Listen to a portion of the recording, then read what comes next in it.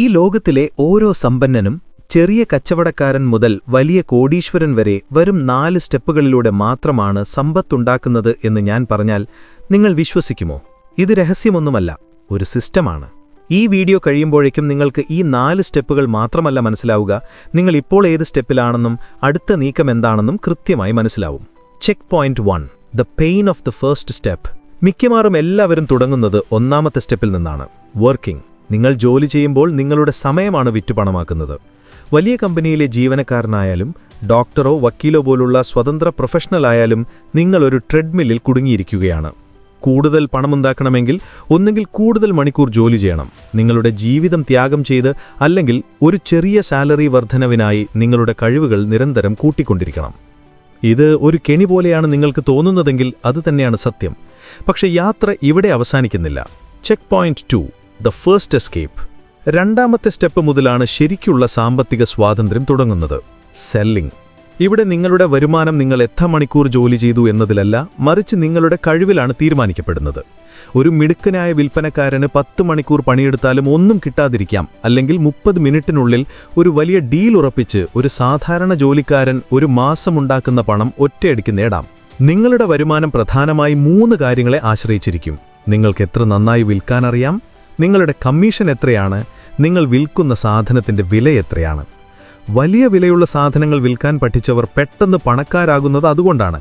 അവർ സമയം കൊടുത്തുള്ള ജോലി എന്ന കെണിയിൽ നിന്ന് പുറത്തു കടന്നു. Checkpoint 3, making money while you sleep. പക്ഷെ വിൽക്കുന്നതിനും നിങ്ങളുടെ ശ്രദ്ധയും പരിശ്രമവും വേണം. 3ാമത്തെ സ്റ്റെപ്പിൽ നിങ്ങളുടെ പണം നിങ്ങൾക്ക് വേണ്ടി പണിയെടുക്കാൻ തുടങ്ങും. It's called owning. നിങ്ങൾ സ്വന്തമാക്കിയ കാര്യങ്ങളിൽ നിന്നാണ് ഇവിടെ പണമുണ്ടാക്കുന്നത്. ഉദാഹരണത്തിന്, നിങ്ങൾക്ക് വാടകയ്ക്ക് കൊടുക്കാൻ ഒരു കെട്ടിടമുണ്ടെങ്കിൽ വാടക നിങ്ങൾക്ക് വരുമാനം തരും. ഒരു ടീമുള്ള ബിസിനസ് നിങ്ങൾക്കുണ്ടെങ്കിൽ നിങ്ങളുടെ ശമ്പളത്തിൽ നിന്നല്ല, അതിന്റെ ലാഭത്തിൽ നിന്നാണ് നിങ്ങൾ പണം നേടുന്നത്. ഒരു ബിസിനസ്സിൽ നിന്ന് കിട്ടുന്ന ഈ പണത്തെ നമ്മൾ വരുമാനമെന്നല്ല, ലാഭമെന്നാണ് വിളിക്കുന്നത്. ഇവിടെയാണ് നിങ്ങൾ ഒരു സാധാരണ വരുമാനക്കാരനിൽ നിന്ന് ഒരു വലിയ സാമ്രാജ്യം കെട്ടിപ്പടുക്കുന്നതിലേക്ക് മാറുന്നത്. നിങ്ങൾ ഇനി വെറും എഞ്ചിനല്ല, നിങ്ങൾ എഞ്ചിന്റെ ഉടമയാണ്. Check point 4, the final boss level. 4ാമത്തെയും അവസാനത്തെയും സ്റ്റെപ്പാണ് സമ്പത്തിന്റെ ഏറ്റവും ഉയർന്ന ലെവൽ, കടം കൊടുക്കുക അഥവാ ലെൻഡിംഗ്. ഇവിടെ നിങ്ങൾ വെറും ജോലി ചെയ്യുകയോ വിൽക്കുകയോ ഒരു ഉടമയാവുകയോ മാത്രമല്ല ചെയ്യുന്നത്, നിങ്ങളൊരു ബാങ്കായി മാറിയിരിക്കുന്നു. നിങ്ങൾ കടം കൊടുക്കുന്ന പണത്തിൽ നിന്ന് പലിശ വാങ്ങി പണമുണ്ടാക്കുന്നു. ഇതാണ് പ്രൈവറ്റ് ഇക്വിറ്റി, വെഞ്ചർ ക്യാപിറ്റലിസ്റ്റ് പോലുള്ള വലിയ ഇൻവെസ്റ്റർമാരുടെ ലോകം. അവർക്ക് വലിയൊരു സ്കില്ലോ നടത്താനൊരു ബിസിനസ്സോ ആവശ്യമില്ല, കാരണം അവരുടെ പണം തന്നെ അവരുടെ ജോലിക്കാരനായി മാറുന്നു.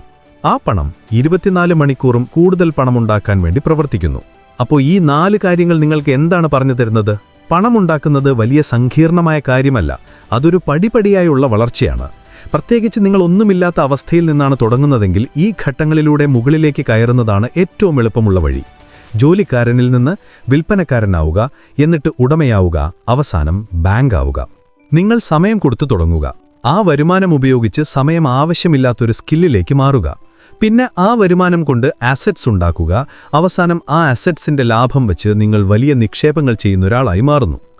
അപ്പോൾ നിങ്ങൾ നിങ്ങളുടെ ജീവിതത്തിലേക്ക് നോക്കൂ. സത്യസന്ധമായി പറയൂ, ഈ 4 ഘട്ടങ്ങളിൽ നിങ്ങളിപ്പോൾ എവിടെയാണ് നിൽക്കുന്നത്? മുകളിലേക്ക് കയറാനുള്ള ആദ്യത്തെ ചുവട് നിങ്ങളിപ്പോൾ എവിടെ നിൽക്കുന്നു എന്ന് തിരിച്ചറിയുകയാണ്. സമ്പത്തിനെക്കുറിച്ച് ചിന്തിക്കാൻ ഈ വീഡിയോ നിങ്ങൾക്കൊരു പുതിയ വഴി കാണിച്ചു തന്നുവെങ്കിൽ ഇതുപോലുള്ള കൂടുതൽ റോഡ് മാപ്പുകൾക്കായി സബ്സ്ക്രൈബ് ചെയ്യുക.